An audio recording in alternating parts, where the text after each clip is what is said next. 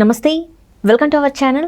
నేను సిరి. విజయమ్మ గారు రాజశేఖర్ రెడ్డి గారు అంటే జయంతి సందర్భంగా అక్కడ ఘాట్ దగ్గరికి వెళ్ళి ఏడుస్తున్నా కూడా జగన్మోహన్ రెడ్డి గారు పట్టించుకోలేని పరిస్థితి. అంటే ఇలాంటి ఒక జగన్మోహన్ రెడ్డి గారు కన్న తల్లి కన్నీటి పర్యంతం అవుతున్నా కూడా పట్టించుకోలేని జగన్ గారు ఇక ప్రజల మధ్యకి వచ్చి ప్రజల అంటే కష్టాల్ని పట్టించుకుంటారా అని చెప్పేసి కూడా కొన్ని వార్తలు అయితే ఇప్పుడు వస్తున్నాయి. మరి ఏం జరుగుతుంది? మరి నిజంగా జగన్మోహన్ రెడ్డి గారు అయితే ఇప్పుడు మళ్ళీ ప్రజల్లోకి వెళ్తా అంటున్నారు. ఇది నిజంగా ఇప్పుడు మరి తినకి పాజిటివ్ అవుతుందా, నెగిటివ్ అవుతుందా, అసలు ఏం జరుగుతుంది అనేది మనకు వివరించడానికి మనతో పాటు ఉన్నారు ప్రముఖ రాజకీయ విశ్లేషకులు కిల్లారు నాగార్జున గారు. నమస్కారం సార్. నమస్తే. సరే, ఇప్పుడు చూస్తే మనం చూసాం కొద్దిసేపటి కిందట విజయమ్మ గారు అక్కడ తన భర్త ఘాట్ దగ్గర కన్నీటి పర్యంతం అవుతుంది.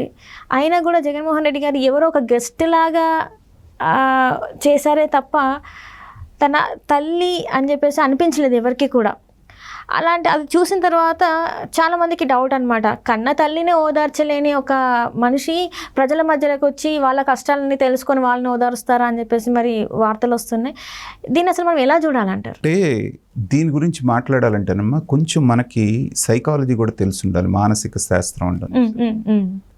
అది కొంచెం కనుక మనకి దాని మీద అవగాహన ఉంటే దీన్ని మనం ఎక్స్ప్లెయిన్ చేయొచ్చు.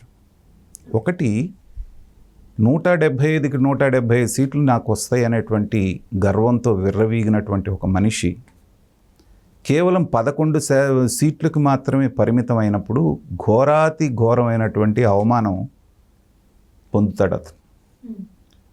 దాన్ని కొంతమంది కొంచెం స్పిరిచువల్గా ఆధ్యాత్మిక మార్గంలో ఉన్నటువంటి వాళ్ళు ఏంటంటే దాన్ని కొంచెం వేదాంత ధోరణిలో గెలుపోవటంలో సహజం. సో నా టైం బాగున్నప్పుడు నేను గెలిచాను, టైం బాగోక ఓడిపోయాను, నేనేం తప్పులు చేసుకుంటున్నాను అని సమీక్షించుకొని దాని నుంచి మళ్ళీ పైకి వస్తారు. ఇది తాత్విక చింతన ఉన్నటువంటి వాళ్ళు చేసేటువంటి పని. జగన్మోహన్ రెడ్డి గారిని నేను ఒక వ్యక్తితో పోలుస్తాను. ఎవరితోటంటే దుర్యోధనుడితో పోలుస్తాను. మహాభారతంలో ఉన్నటువంటి దుర్యోధనుడు. అతనికి విపరీతమైనటువంటి అహంభావం ఉంటుంది. ప్లస్ తను అనుకున్నది జరగకపోతే విపరీతమైనటువంటి అవమానం ఫీల్ అవుతాడు. సేమ్ మనస్తత్వం జగన్మోహన్ రెడ్డి గారిది. మహాభారత సంగ్రామం ఎందుకు జరిగింది? మయసభలో దుర్యోధనుడికి అవమానం జరిగింది. అప్పుడు ద్రౌపది నవ్వింది కాబట్టి ఆవిడ్ని సాధించడానికి మొదలైంది. మహాభారతం అంతా జరిగి యుద్ధం జరిగి చివరికి నాశనం అయిపోయింది. జగన్మోహన్ రెడ్డి గారు కూడా అలాగే పరాభవం పొందిన తర్వాత అనుక్షణం ఆయన ఏమనుకుంటాడంటే, మీరు నేను ఆయన ముందుకెళ్ళి మామూలుగా నమస్కారం సార్ అన్నా కూడా వీళ్ళు నన్ను ఎగతాళి చేయడానికే కదా నమస్కారం పెడుతున్నారు, నేను ఇలా ఓడిపోయాననే కదా వీళ్ళు వచ్చి నన్ను పరామర్శించి నన్ను అవమానిస్తున్నారు, ఈ రకంగా ఆలోచించడం మొదలు పెడతారు. అందుకనే ఓడిపోయిన దగ్గర నుంచి మీరు ఆయన బయటికి ఎప్పుడు వచ్చినా కూడా ఆయన బాడీ లాంగ్వేజ్, ఆయన మాట్లాడే పద్ధతి కనుక చూస్తే లోపల ఒక భావం ఉంది. కొత్త ఉడికిపోతున్నారు, అగ్నిపర్వతాలు బద్దలవుతున్నాయి, కానీ పైకి మామూలు మనిషిలాగా నటించాలి. ఎవ్వరి కళ్ళల్లోకి చూసి మాట్లాడలేము. అసలు అంతకుముందు కూడా చూసేవాడు కాదు, కానీ ఇప్పుడు అసలు లేదు. బయటకు వచ్చిన ఫ్రస్ట్రేషన్, మీరు దాడులు చేస్తే దాడులు చేస్తాం, అది ఇది. అలాగే పిన్నెల్లి రామకృష్ణారెడ్డి గారిని పరామర్శించడానికి వెళ్ళినప్పుడు కూడా నెల్లూరు ఒక మాట చెప్పాలనుకున్నాడు ఆయన, కానీ ఈవీఎం ఆయనే పగలగొట్టాడని నిర్ధారణ చేసి వచ్చాడు. అంటే ఆ ఫ్రస్ట్రేషన్లో ఏం మాట్లాడుతున్నాడు, ఏం చేస్తున్నాడు అనేటువంటిది తెలియట్లేదు. అలాగే తన ఓటమికి తన చెల్లి తల్లి చాలా పెద్ద పాత్ర పోషించారు అనేటువంటిది బలంగా నమ్ముతున్నాడు జగన్మోహన్ రెడ్డి గారు. వీళ్ళ మూలానే నేను ఓడిపోయాను, నా ఇంట్లో నుంచి వీళ్ళు వచ్చి బయటకు వచ్చి నాకు వ్యతిరేకంగా చేశారనేటువంటి ఆ అవమానం ఫీల్ అవుతున్నాడు ఆయన. సో అనుకోకుండా సందర్భం వచ్చింది కాబట్టి, కలవాల్సిన పరిస్థితి వచ్చింది కాబట్టి తల్లి అక్కడ, ఈయన ఇక్కడ ఉండాల్సిన పరిస్థితి వచ్చింది. ఇక ఒక మొక్కుబడి తంతులాగానే అక్కడ ఉన్నంతసేపు మీరు ఆయన బాడీ లాంగ్వేజ్ గమనించండి.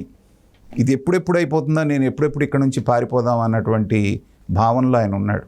ఆయన బాడీ లాంగ్వేజ్ అలా కనిపించింది. సహజంగానే విజయమ్మ గారు కొంచెం ఎమోషనల్ మనిషి. ప్రతి సందర్భంలోనే ఆవిడ కళ్ళమ నీళ్ళు వస్తాయి. పైగా భర్త పోయి ఉన్నారు, బిడ్డలు ఇద్దరు ఇలా ఎడమొహం పెడమొహం లాగా ఉన్నారు. మహారాజులాగా ఉన్నటువంటి కొడుకు ఇవాళ అధికారం కోల్పోయి రకరకాలుగా ఇదవుతున్నారు. సహజంగానే ఆవిడకి ఆ బాధ అంతా తన్నుకొని వచ్చింది. కళ్ళమని నీళ్ళు పెట్టుకున్నప్పుడు నువ్వు ప్రజల్లో పబ్లిక్లో ఉన్నప్పుడు కనీస బాధ్యత కదా తల్లిని ఇది చేయాల్సినటువంటిది. అతని మనసులో లేనిది ఆయన చేయటం కష్టం. అది ఆర్టిఫిషియల్గా ఉంటుంది మనసులో లేని చేయాలి అంటే. సో ఊరికి వెళ్ళాడు, అలా దగ్గరికి ఇది చేసినట్టు చేశాడు. అసలు కనీసం ఆవిడ మొహంలో కూడా చూడకుండా ఏటో చూస్తూ చేసి మొక్కుబడిగా వెనక్కి తిరిగి విసవిసా నడుచుకుంటూ వెళ్ళిపోయాడు. ఆవిడ తమ్ముడు రవీంద్రనాథ్ రెడ్డి ఉన్నాడు కదా, కడప ఎక్స్ఎమ్మెల్యే, అతను వచ్చి ఏదో ఓదారుస్తూ ఉన్నాడు. ఇదంతా ఏంటంటే జగన్మోహన్ రెడ్డి గారు ఇందాక అన్నట్టుగా ఆయన మనస్తత్వాన్ని తెలియజేస్తుంది. ఆయన తప్పనిసరి పరిస్థితుల్లో ఆంధ్రప్రదేశ్లో ఉంటున్నాడు, కానీ లేకపోతే ఎప్పుడో ఇది చెప్పాడు కదా ఒక సందర్భంలో, నేను హిమాలయాలకు వెళ్ళిపోదాం. ఆయన పరిస్థితి జనాన్ని ఫేస్ చేసేటువంటి పరిస్థితుల్లో ఆయన లేడు. దాని సందర్భంగానే మీరు చూడండి, ఎలక్షన్ రిజల్ట్స్ వచ్చిన దగ్గర నుంచి తాడేపల్లిలో ఎన్ని రోజులు ఉన్నాడు ఆయన? హార్డ్లీ 3-4 డేస్ ఉన్నాడు. పులివెందులు అన్నా వెళ్తున్నాడు, బెంగళూరు అన్నా వెళ్తున్నాడు, ఇంకో చోటికి తిరుగుతానే ఉన్నాడు, కానీ స్థిమితంగా ఒక చోట ఉండట్లేదు. ఎందుకంటే ఉండలేకపోతున్నాడు ఆయన. ఏం చేయాలో తెలియదు.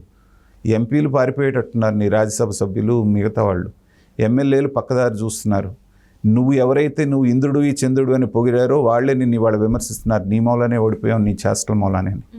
ఇలా సమస్యలన్నీ చుట్టుముట్టేటప్పటికి ఏంటంటే ఆయనకి ఎలా రెస్పాండ్ అవ్వాలో తెలియక ఆ ద్వేషం అంతా, మామూలుగా ఇందాక నేను చెప్పినట్టుగా తాత్విక చింతన ఉన్నవాళ్ళు ఏమనుకుంటారు, తన తప్పులు తను తెలుసుకోవడానికి ప్రయత్నం చేస్తారు. కానీ జగన్మోహన్ రెడ్డి గారు లాంటి వాళ్ళు ఏమనుకుంటారు, అందరూ కుట్ర చేసి ప్రపంచమంతా నాకు వ్యతిరేకమైపోయి దాంట్లో నా తల్లి చెల్లి కూడా కలిసి నన్ను నాశనం చేశారు అనేటువంటిది సమాజం మీద కక్ష పెంచుకుంటారు వీళ్ళు. సో సమాజం మీద కక్ష పెంచుకుని ఆ మానసిక సంతులన దెబ్బతిన్నప్పుడు ఏంటంటే వీళ్ళు ఎప్పుడు ఎలా బిహేవ్ చేస్తారో మనకు తెలియదు. ఆ మానసిక సమతౌల్యం కనుక ఒకసారి దెబ్బతిన్నది అనుకోండి, వాళ్ళు ఎప్పుడు ఎలా బిహేవ్ చేస్తారో మనకు తెలియదు. అందుకని ఇప్పుడు ప్రస్తుతం జగన్మోహన్ రెడ్డి గారు అలాంటి పరిస్థితుల్లో ఉన్నారు.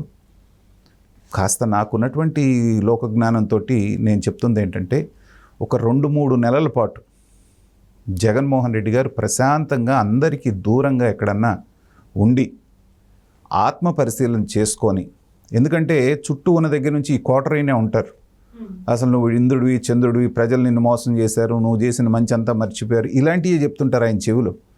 సో ఒకవేళ మారాలనుకున్నా మారలేనటువంటి పరిస్థితిలో ఉంటారు ఇలాంటి వాళ్ళ మాటలు వింటూ ఉంటే. అందుకని ఒంటరిగా లండన్ దగ్గర ఏదో ఒక ద్వీపం కొనుక్కున్నాడని వింటున్నాం.